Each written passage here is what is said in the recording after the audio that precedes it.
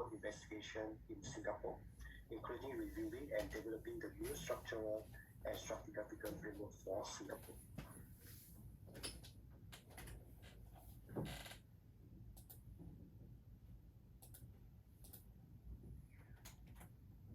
Without further ado, let's start his lecture now. Welcome back everyone to this presentation on the Mesozoic to Kenozoic structural geology of Singapore. Graham Isley again.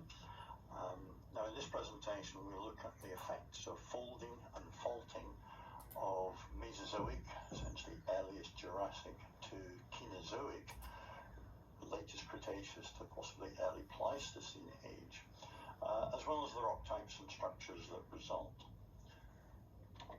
Now, this presentation reflects the findings, obviously, of the recently published Geology and Engineering Geology of Singapore memoir and the Journal of Asian Earth Sciences paper on the structural geology of Singapore.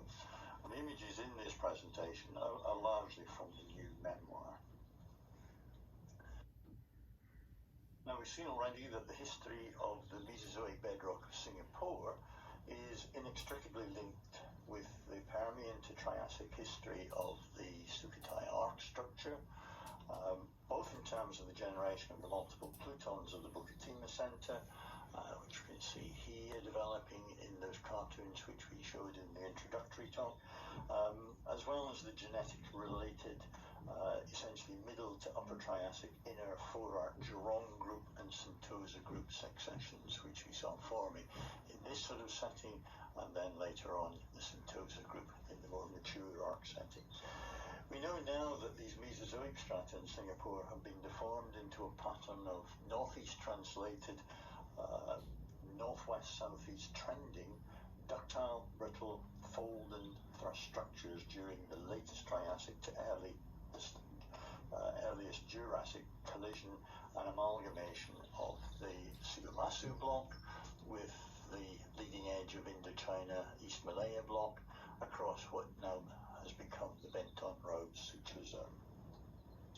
The subduction-related magmatic complex represented by the Bukatima Center plutons likely acted as a backstop to thrusting at this time. And so there's our general setting for the structural geology of Singapore. Obviously a quite potentially complicated set of circumstances. The Mesozoic bedrock in the south and southwest of Singapore preserve a record of ductile and brittle ductile deformation, folds and thrusts, and I've shown the traces of the main recognized folds on this map, and the Pasir lava and Mirai thrust structures are shown in the blue dashed lines. There is clearly a lot of superimposed brittle deformation, and the major faults, brittle steep faults, are highlighted in the grey and black dashed lines. Suffice to say that the distribution of rock types and bounding structures is perhaps not likely to be very straightforward in some regions in this context. Folds and related low-angle thrust faults are arranged as an array of decameter scale, generally northwest-southeast trending structures, as you can see on the map. Numerous steeply dipping faults are also recognized, many of them transecting those folds and thrusts almost at right angles. And the Bukatima fault zone, major structure that really subdivides the geology in many ways of Singapore, the Bukatima fault zone, is an important northwest-southeast trending subvertical fault zone, likewise cut across by northeast-southwest trending faults. So we get this idea of a prolonged history of folding, thrusting and faulting. The Jurong and Sentosa group strata and the Bukatima Center plutons are shown undivided on this map. The Mirai and Pasir lava thrusts are important structures which extend all across southwest Singapore. The former Mirai thrust, that is, from its type locality at Mirai Reservoir up here in the northwest. The principal steep brittle faults identified onshore and extrapolated offshore as best we can are the Henderson Road Fault, the Pepys Road Fault, the Nee Soon Fault,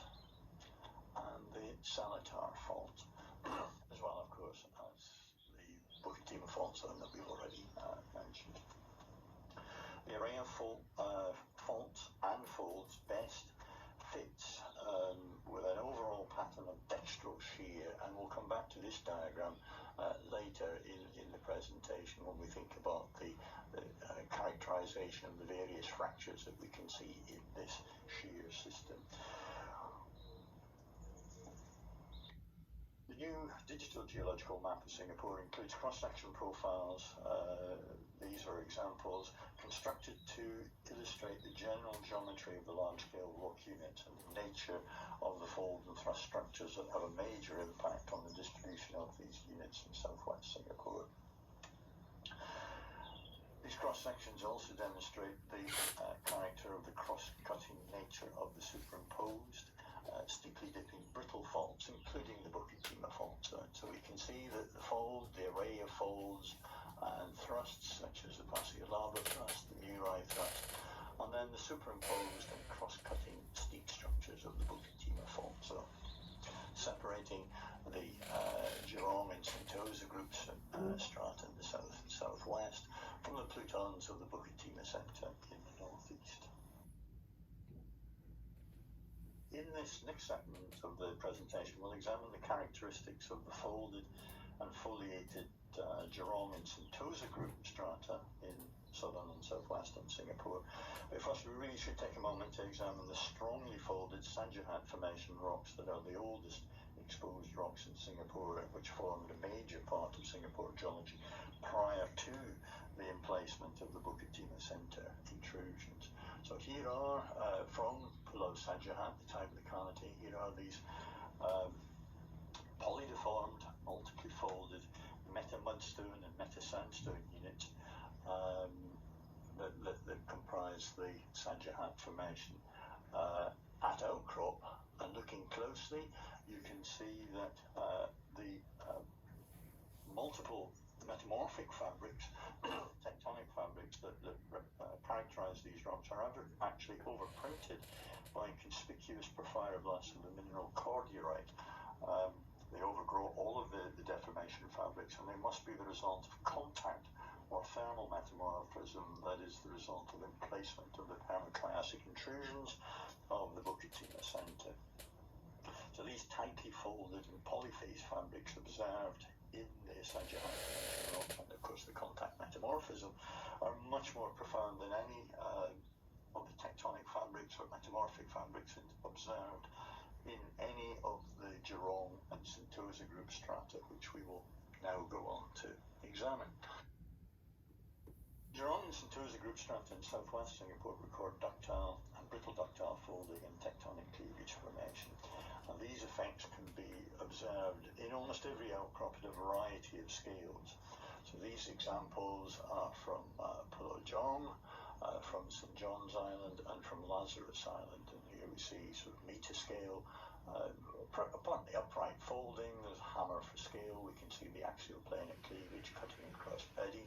In this case, we can see an incline cleavage cutting across lamination, bedding lamination. Here's my finger pointing for scale.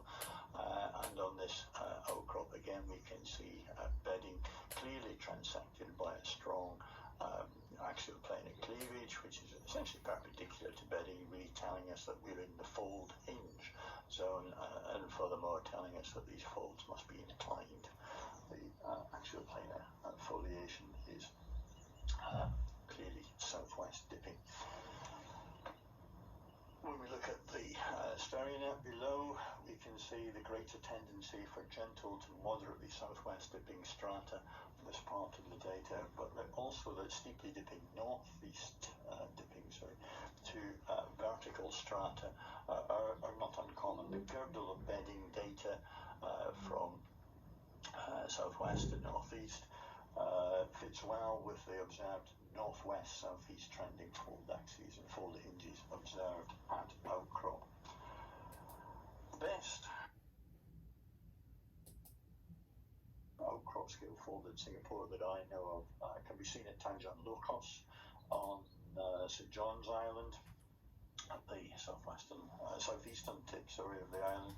There, sandstone dominated folded Tanjung Rimau Formation units demonstrate, just trace it out here, demonstrate the progressive nature of the deformation affecting these Sentosa group strata.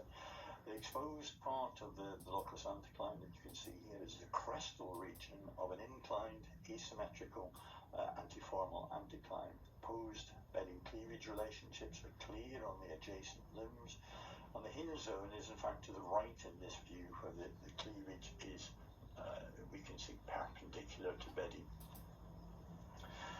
Intense crushing and shearing deformation developed in sandstone units in the inner arc of the fold, in this area of the fold is demonstrated here, and that crushing and shearing takes place as the fold tightened.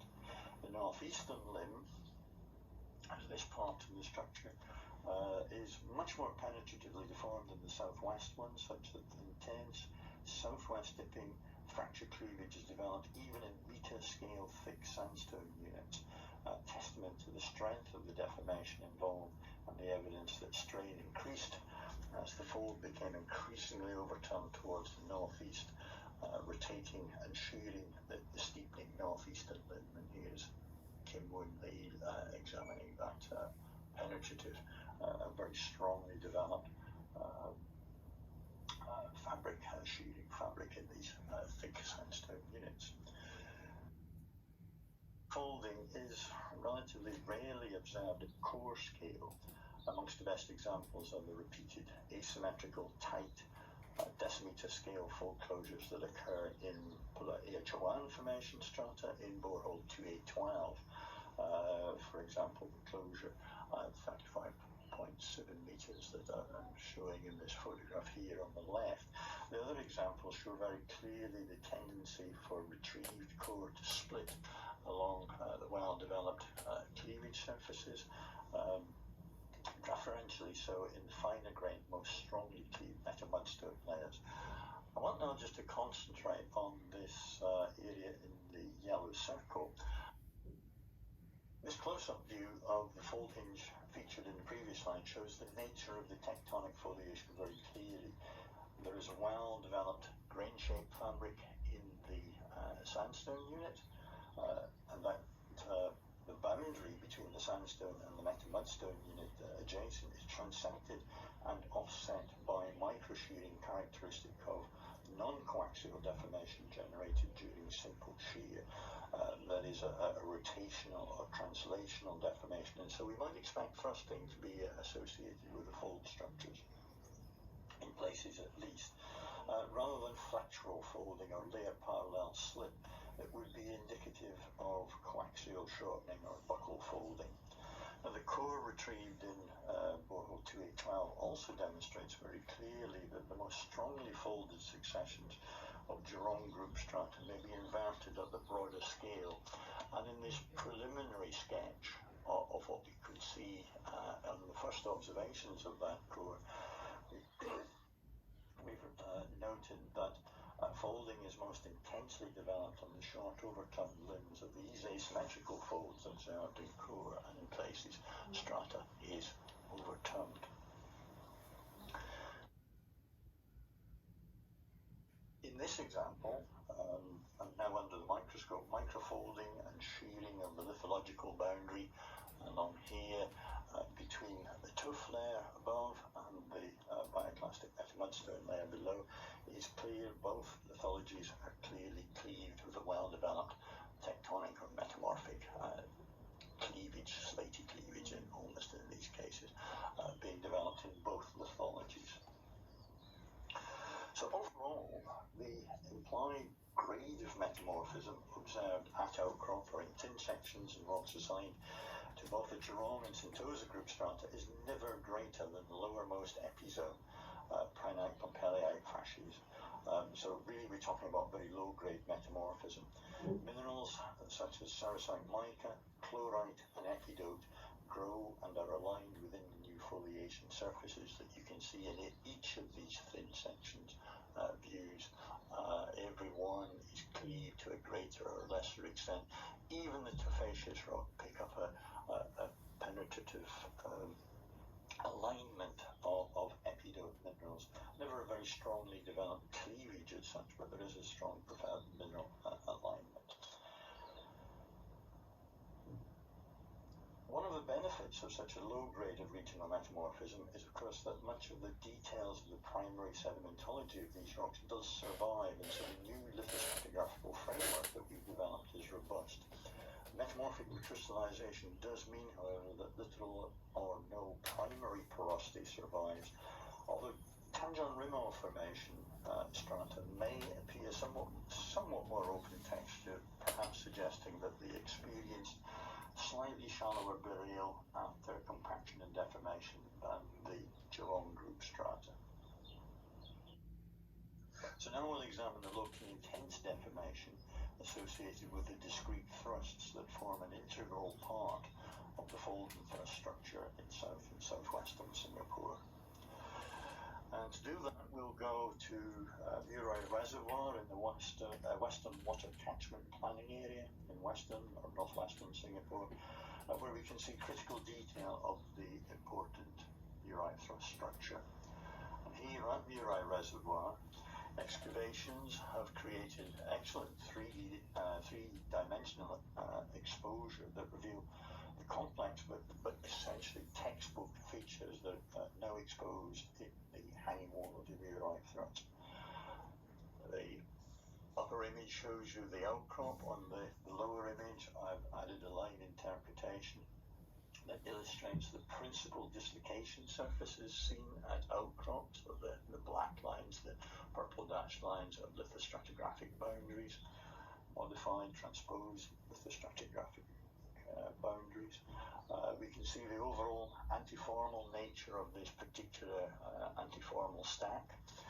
We can see the discrete faults accommodating extensional surge on the leading edge, the frontal part of the stack, where things are being faulted down towards the northeast. And we can also see the oversteepened ramp that marked by the subvertical imbricate structure in the trailing edge of the overall structure. So that's this trailing edge imbricate developed on the right-hand side of the view.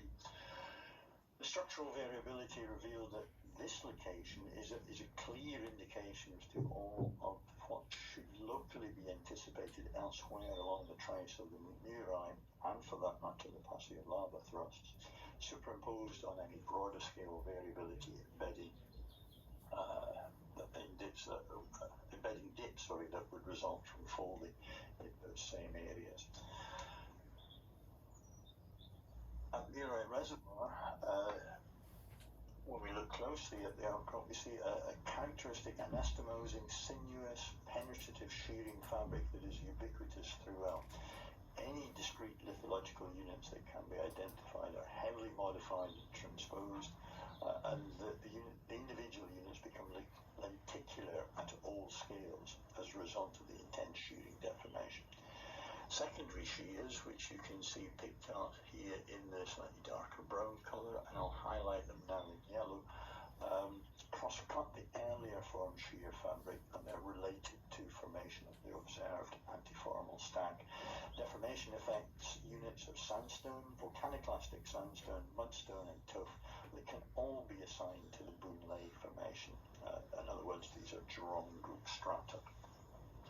Under the microscope, these intensely deformed rocks preserve lowermost epizone with no development of subgrain morphologies in quartz. So the grade of metamorphic recrystallization is always low.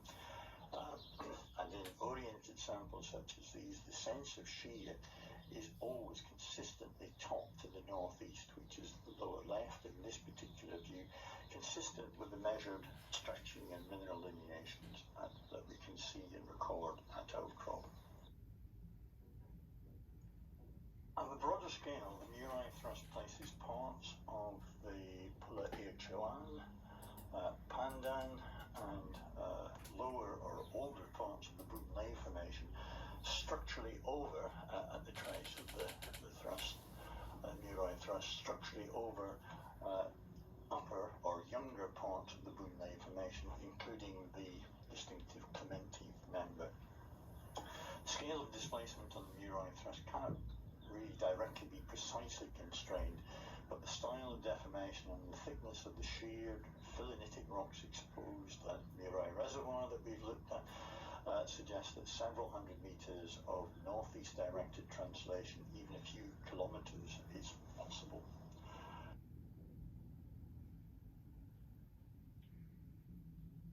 In this slide, I put together a composite model for the ductile deformation affecting the Jurong and Sentosa group strata in south and southwest Singapore. And that sort of summarizes, I think, what is going on in terms of that fold and thrust deformation. Tectonic transport is overall towards the northeast. And so in relatively low strain areas, such as Tanjung Lokos and St John's Island, folds are asymmetrical but broadly upright. In higher strain volumes, where things are beginning to overturn, bedding would be progressively steepened and transposed on the northeastern limbs of fold sets, such that the stratigraphy becomes increasingly tightly folded, more strongly cleaved, and more typically inverted, for example, as seen in the boreholes in northern Tuas. Ultimately, gently to moderately dipping and laterally extensive thrust discontinuities are observed, such as we see at Murai and Murai Reservoir. And in these cases, older strata are intensely deformed in the immediate hanging wall of these structures and thrust over younger strata. To summarize this part of the deformation story, these cross sections illustrate the geometry of the folding that affects the Jurong and Sentosa group strata. We've seen these before. They are associated with the geological map. The location of the sections is in this glint set down here. So we see the gross architecture of the folding. We see the position of the Pasir Laba thrust zone and the Murai thrust zone. The parallel lithostratigraphy, the Jurong and Sentosa group strata, transported in the hanging wall of the Murai thrust, is in reality a thrust nap. It's of sufficiently large scale, and we have named this the Murai nap. So this part of the cross section really comprises what we can think of as the Murai nap. As currently understood, the Pasir Laba thrust zone, likely represents shortening within the Murai nap that just preceded translation, and shortening accommodated on the structurally lower Murai thrust developed as the thrust system as a whole propagated towards the northeast. As to timing, fold and thrust deformation in Singapore is clearly superimposed on the Jurong and Sentosa group strata.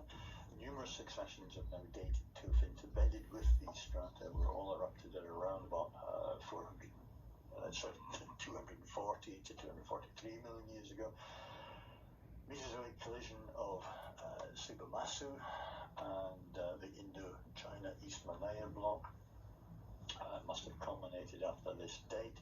That is in effect the Indocinian orogeny, at least in the future Singapore region.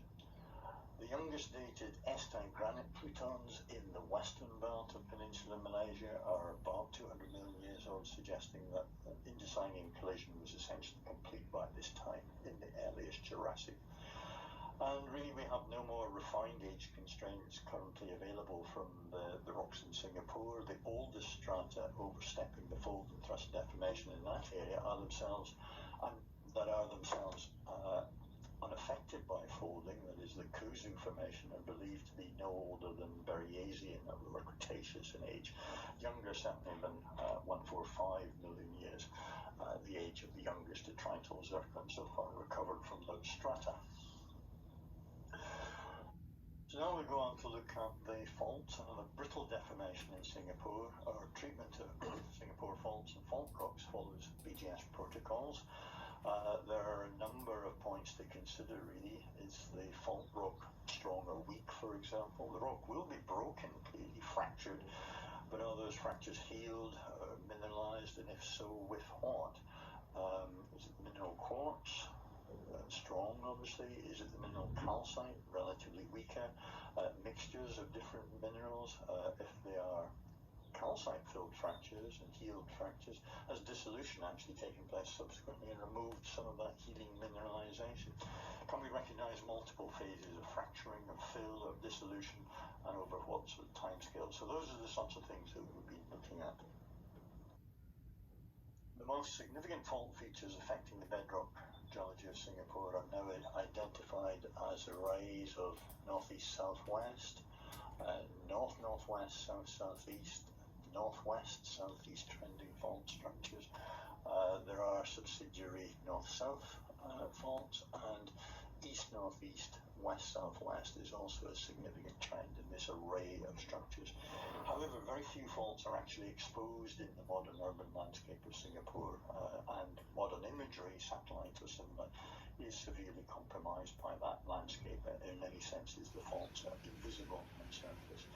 The majority of brittle faults in Singapore bedrock are likely to be very steep dipping or subvertical, judging by the relatively straight fault traces that we can interpret from the currently available data. And these faults or fractures observed in outcrop are small scale features, typically with centimetre to decimetre scale displacements. No natural exposure of cataclysite or other fault rock is known in Singapore. The combined effects of penetrative tropical weathering and erosion are likely to have efficiently removed any strongly fractured cataclastic rocks.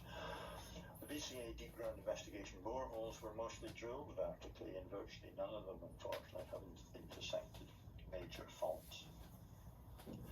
There is one data set, and that's the old black and white aerial photography that does pick out a whole series of topographical features that have geological significance. So this is in the future National University of Singapore campus, and we can see these pronounced and offset topographical ridges with the geological interpretation on, and we look at the places we've been able to see outcrop, the yellow dots, for example, we can see that faulted imbricate thrusts are present in the Murai thrust zone here on Kent Ridge, and they have clearly been offset across very steep, relatively straight trace faults, offsetting things with a sort of a typical sinistral or left-handed sense of displacement. So these fault features are mappable, but they are underrepresented in borehole data. Good examples of fractured rock, cataclastic fault rock and fracture fillings are encountered in places in core. See some of them here, but no single BCA deep ground investigation borehole has been reported that was drilled into, through, and away from the damage zone associated with a discrete brittle structure. In the example shown, we can see these pitted structures where calcite that was healing these fractures has been dissolved away. Quartz and some calcite survives in these cases. So the removal of calcite and the weakening of the rock mass as a result is really rather variably distributed throughout the rock mass. In this example of cataclysite, the protolith, the original rock type, is a tuffite. The cataclysite is weak and strongly altered and very badly broken in this case by drilling-related damage, and it can be a challenge to discriminate between that drilling-related damage and the fault rock cataclysis, the brecciation that has taken place in association with the faulting as such. In the bottom example, we can see a fracture that must have been open. It's been filled in with a fine-grained cataclastic material, ultracataclysite, which occasionally contains some larger fragments derived from the wall rock. Parts of the fracture system have been infilled by calcite. If you look very closely, you can see that the last thing that has really happened is it's a very thin healing mineralization, veining of calcite developed in places along the walls of the fracture, between the main fill, as it were, and the wall rock on either side. Many fracture zones and areas of cataclysite are healed by secondary mineralization, typically chlorite, quartz, calcite.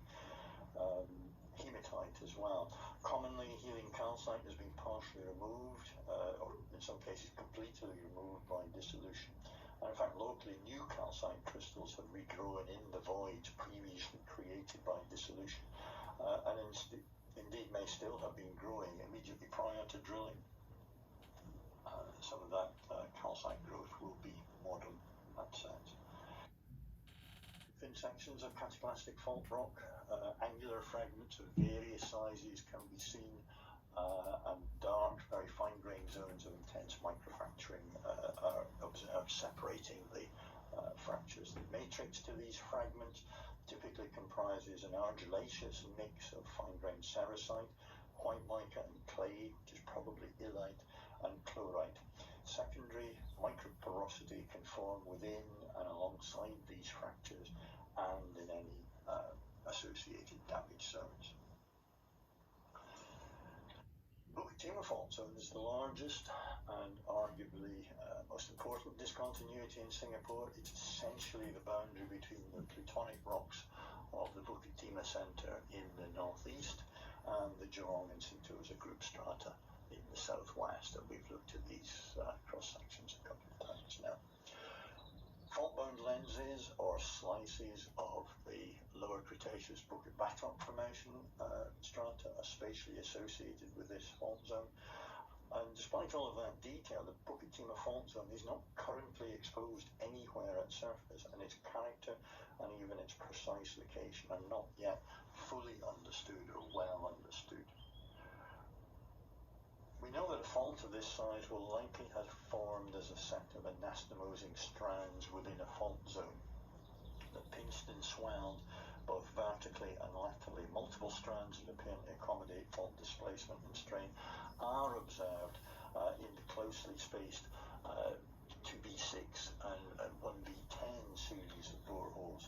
And in this interpretive section, we show these multiple strands making up the fault zone. The range of myelinitic and cataclastic fault rocks intersected in these boreholes together imply that this structure has a long and complex history. The size of the vertical displacement, for example, perhaps around 10 kilometres, required to juxtapose the rocks of the Bukit Timah Centre from their original emplacement depth to their position now adjacent to the metasedimentary Jurong group strata, which have been folded and thrust, is considerable, possibly, as I say, around 10 kilometres. But there really is very little evidence as yet to constrain the size of any horizontal displacement on the Bukit Timah fault zone, but it is likely to be considerable and repeated. The Henderson Road fault, picked on here in the heavy black line, is one of the most prominent fault structures now identified on the new digital geological map of Singapore, but sadly it's not exposed today. We interpret the fault as extending from the Fort Canning area, where it juxtaposes Kuzu Formation against the rocks of the Bukit Timah Centre, across the Kent Ridge Faber area and Henderson Road, and apparently continues offshore to the south of Jurong Island. The extent to which a continuation of the Henderson Road fault might be traced to the northeast of the Bukit Timah fault zone is tempting, but it's not clear that we can really say anything very precise about that continuation. The abrupt change in preserved lithostratigraphical level across the Henderson Road fault, where we see Sentosa group strata as opposed to Jurong group strata, Sentosa in the southeast and Jurong in the northwest. That significant change suggests that probably quite a major down to the southeast displacement occurred across this structure, across the trace of the Henderson Road fault, prior to fold and thrust deformation. No single fold trace is, we can prove, continuous across the trace of the Henderson Road fault. They all seem to be offset, but we see very similar structures on either side, just different stratigraphy. So it seems as if the Henderson Road fault accommodated down to the southeast movement before the fold and thrust deformation was developed, and then moved again afterwards. The Henderson Road fault bends from an east-north, east-west, southwest to a more northeast-southwest trend in the Kent Bridge to Fort Canning area, apparently forming a sinistral, it seems, pull-apart structure in combination with the Pepys Road fault, and it's likely that these faults were hard linked to a significant extent during their shared displacement history. The Neesoon fault and the Sanatar fault traces are not significantly modified from previous interpretations. There is a strong spatial association between the Neesoon fault and the western limit of the Bedok Formation against the plutonic rocks of the Bukatima Centre at surface and near surface. However, the extent to which this fault, or for that matter the Sanatar fault, may have been active before, during or after deposition of the Bedok Formation remains unclear. Significant movement on many of the faults occurring in Singapore appears largely to have ceased by the time of deposition of the Bedok Formation in the Neogene or thereabouts. So, taken all together, the full array that we see here of northeast-southwest trending, of north-northwest, south-southeast trending, of northwest-southeast trending, and subsidiary north-south and east-northeast, west-southwest trending structures that all transect the Singapore region and seem to have formed broadly at the same time. They're broadly contemporaneous, although some of them may have a longer episode of movement, but certainly the Bukatima faults. These range of orientations all fit well with the later Cretaceous to possibly Paleogene dextral shear regime recognised across peninsular Malaysia, such as we see in the Bokbak fault zone, for example. And so these fractures all fit well with regional geological considerations as well as just the story in Singapore. The maximum compression direction, signal 1, seems to be orientated about 010 to 190 degrees north, and within this dextral shear regime, the north-northwest to south-southeast orientated fractures would equate to R1 radial shears, northeast-southwest orientated fractures to R2 radial shears, which are sinistral as observed. Subordinate north-south fractures would equate to extension or to normal faults. The northeast-southwest trending features are very likely to have formed by reactivation of fractures formed in the late Triassic as ductile deformation, folding and thrusting waned, and the stacked and deformed Jurong and Sentosa group strata cooled and responded to regional stresses in a more brittle fashion. Northwest-southeast trending structures, such as the Bukatima fault zone, would equate to P-shears that would be dextral in this late Cretaceous regional stress regime, and the east-northeast, west-southwest oriented fractures would equate to X-shears, sinistral, and possibly forming a little bit later than everything else in the system. As far as we can judge from the data available, R1 and R2 radial shear offsets in this race seem typically to be rather small, of the order of 100 meters or less, upon left lateral offsets for R2 can be demonstrated. The X shears seem to represent perhaps rather larger offsets of perhaps 500 meters or so, but in the absence of any tightly constrained fault cutoff data, these estimates are, however, rather speculative, it has to be said. The precise timing of any individual fault movements is also unclear. Emplacement of the approximately 98 million-year-old Pulo-Secudo pluton may indicate oblique extensional faulting at that time in the Cretaceous, as the pluton has a chemistry that is suggestive of magma generation and emplacement during extension. So that really concludes, I think, everything I want to say about the structural geology of Singapore and the features that we can see. If you have many questions, I'll do my best to deal with those. Thank you. Thank you, Dr. Graham, for the lecture. We will restrict this lecture again today by 2 p.m. and 4 p.m. Thank you.